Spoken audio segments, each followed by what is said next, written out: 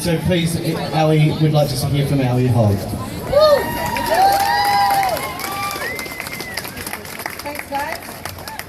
It's so fantastic to see so many people out here today. As you know, it's been 10 years since the Howard Liberal government amended the Marriage Act to discriminate.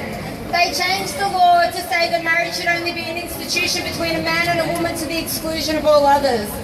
And it's an extra slap in the face that no marriage is legal in Australia unless those words are read out. So every time we go to our brothers or sisters' weddings, whenever we go to our friends or families' weddings, we get to hear that marriage is only an institution between a man and a woman to the exclusion of all others. It's a bloody outrage. And it's an outrage that we're still having to come out 10 years later to continue this fight.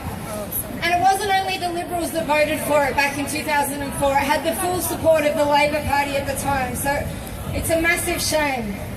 It was a clear attack on the LGBTI community, and it sent a message that we're less deserving, less equal, and left us as second-class citizens.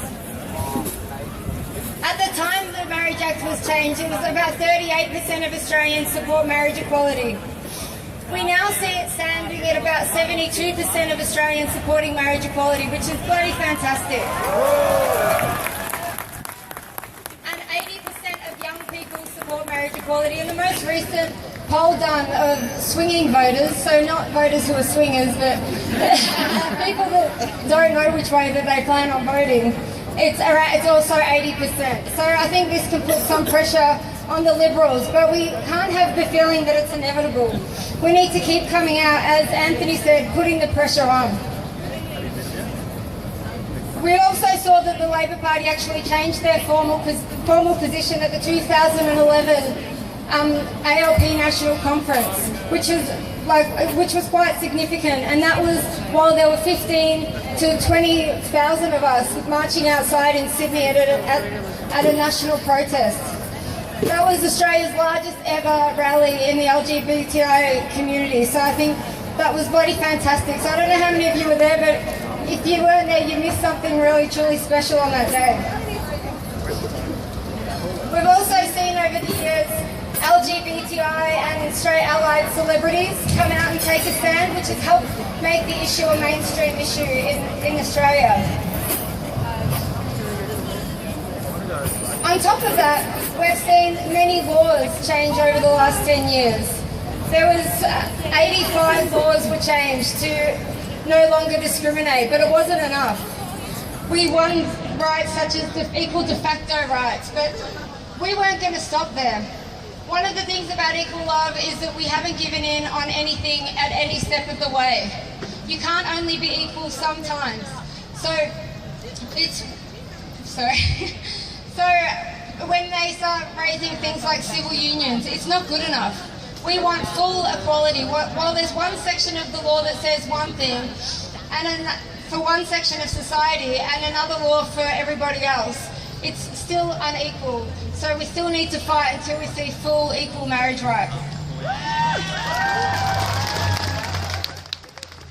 And one of the things we've also done is take inspiration from previous civil rights struggles. For instance, the Black Civil Rights Movement, and also the right to decriminalise homosexuality in Australia. None of these things were won without a fight, so we plan on keep coming out and taking a stand until we win.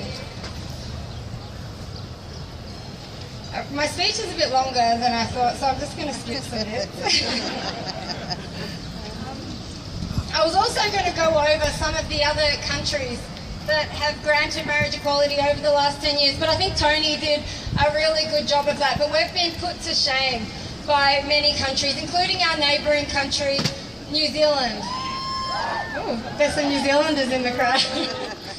And it's a real shame that many people have had to travel to have their relationships recognised in other countries. And as the case of Tony and Manya, when they come back to Australia, it's not recognised, and it's an absolute disgrace.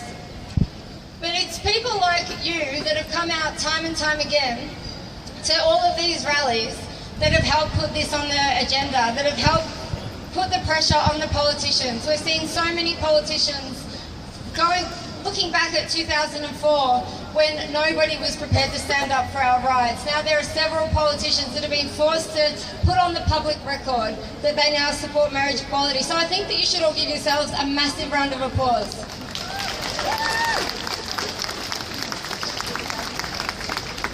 And as Sue said, they are talking about putting it to a conscience vote, and it shouldn't be a matter of conscience.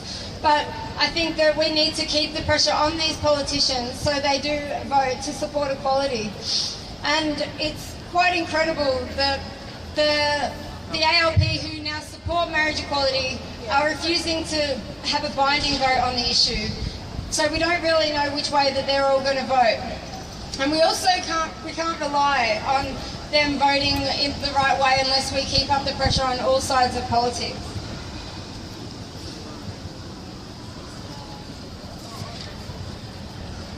Okay, so I think the main point I want to get out of today is that we need to keep coming out and taking a stand until we see the amendment of the Marriage Act that says that marriage is only between a man and a woman gets thrown into the dustbins of history.